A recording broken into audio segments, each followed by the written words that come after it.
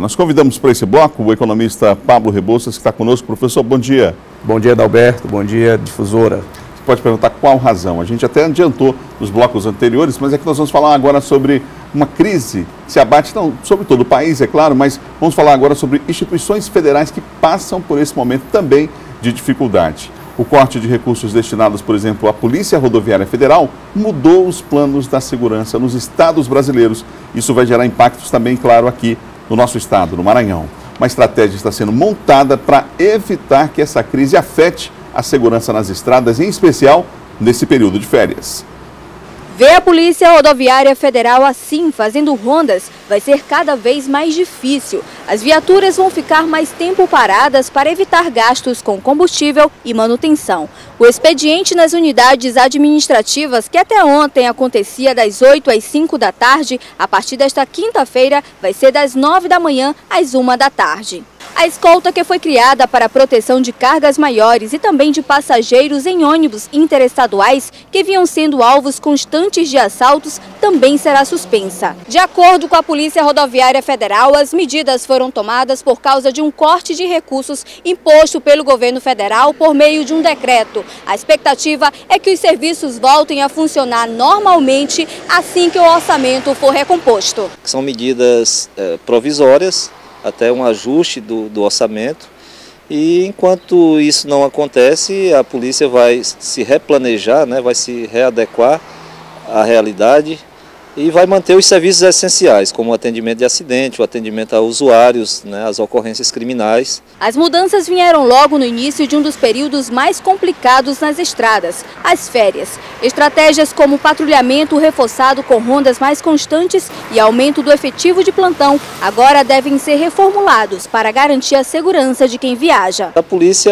ela se planeja, ela vai criar pontos locais de fiscalização, onde vai haver abordagem, vão haver ações educativas visando a diminuição de acidentes e os cuidados que os condutores devem ter quando estiverem em viagem na rodovia. Contando apenas com cerca de 300 policiais, a PRF deve intensificar as parcerias para evitar crimes nas rodovias federais. Essas parcerias elas continuam com os diversos órgãos, inclusive com órgãos de segurança, como a Polícia Militar, a Polícia Civil, o próprio DENIT, que é responsável pela conservação da rodovia, e diversos órgãos que atuam conosco nesse trabalho. Essas parcerias, desde que não venham onerar as ações, elas irão ter continuidade.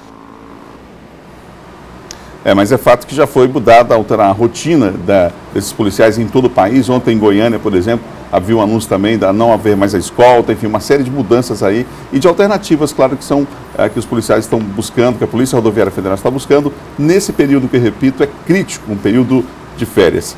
Professor, o que a gente pode falar dessa ponta do iceberg, se é que a gente pode dizer assim, que são essas instituições federais denunciando, inclusive através dos seus sindicatos em especial, essa falta de recursos básicos para a manutenção dos serviços? Na verdade, isso já é uma consequência de um dever de casa não feito lá no final de 2014 e início de 2015.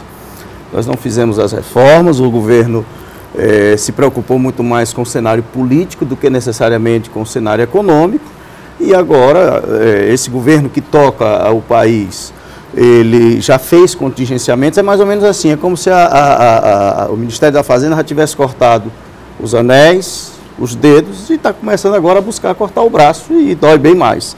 Então, isso é uma consequência de uma crise econômica que, por exemplo, hoje se fala, está começando a sinalizar que vai melhorar.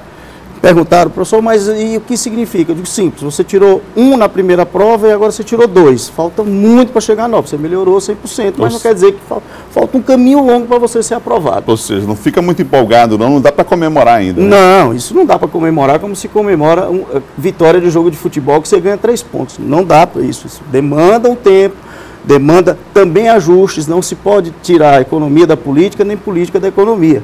Apesar da gente já notar o mercado começando a dar sinais de que está criando defesas contra esse cenário que eu costumo dizer que é um cenário de banco imobiliário. A qualquer momento você pode cair naquela casa, vá para a prisão, mas o mercado está começando a entender esse cenário de banco imobiliário e está criando os mecanismos de sobrevivência dele.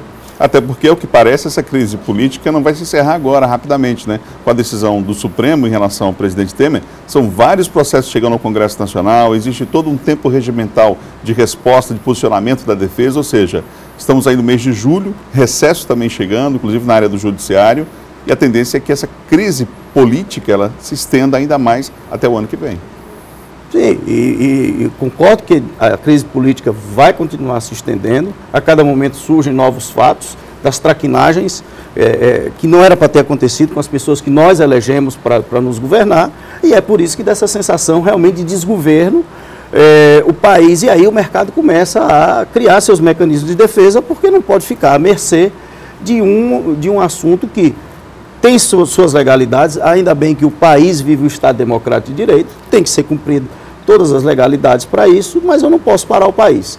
Então, hoje era para o Congresso estar trabalhando muito mais a reestruturação das condições para que a economia possa sair desse patamar só de sinalização de melhora, porque vai ter que chegar nesse longo prazo, e com isso você ter chance de conseguir dar uma melhor performance para a economia, sem estar tão refém dos problemas políticos. Professor, nós temos uma outra reportagem sobre esse assunto na crise nas instituições federais, a crise que afetou o trabalho, por exemplo, da Polícia Federal, que desde a semana passada tem emitido passaportes com atraso. O número de documentos solicitados no Maranhão e que estão sem prazo para entrega não foi divulgado, e a situação que atinge outros estados brasileiros segue em discussão na capital federal. A Comissão Mista de Orçamento aprovou o projeto que vai permitir a normalização dos serviços, mas o deputado maranhense Zé Carlos, que integra a comissão e esteve presente na reunião deliberativa, criticou a ausência de deputados da base governista. O governo precisa também estar aqui. Não pode aqui o governo cometer seus equívocos, pode ser qualquer um, até o nosso, e não trazer a sua bancada para estar aqui para votar. O projeto, enviado ao Congresso pelo próprio governo, reforçou o orçamento da Polícia Federal em mais de 100 milhões de reais para garantir as emissões de passaporte até o final do ano, mas ainda precisa de aprovação em sessão conjunta de deputados e senadores. A data da votação ainda não foi definida. E vale lembrar que a taxa paga pelo povo para emissão do documento custa R$ 257,25. Os recursos arrecadados este ano deveriam financiar as emissões, mas foram contingenciados para cumprimento da meta fiscal do ano. Aquilo que o senhor falava ainda há pouco, né? Contingenciamento, que deveria ser um mecanismo, inclusive, de exceção, digamos assim, acabou virando regra, né? Porque não há o que fazer. A nossa arrecadação caiu drasticamente, não só nos governos federal, como estadual e municipal. E você começa a ter que, bom, eu tenho algumas coisas, eu tenho que manter o corpo funcionando e eu tenho que abrir mão de outras. É evidente que isso não pode ser o motivo de uma justificativa que eu não fiz. É a hora exatamente de se usar a criatividade, de se usar as parcerias, de tentar tratar a sociedade de forma parceira, de trazer a iniciativa privada, de trazer a sociedade para discutir na mesa, e é para isso que são criados os conselhos. O governo do estado aqui tem um conselho, o município aqui em São Luís tem conselho, e não conselho para oba-oba, mas para tomada de decisões e para entender que a iniciativa privada é uma grande geradora de riqueza e de recursos. E que quando você traz parceria, você acaba diminuindo os impactos perversos dessa falta de contingenciamento, desse contingenciamento, e não mais entender o Estado como o grande leviatã, como quem tem que resolver tudo, quem tem que resolver é a sociedade.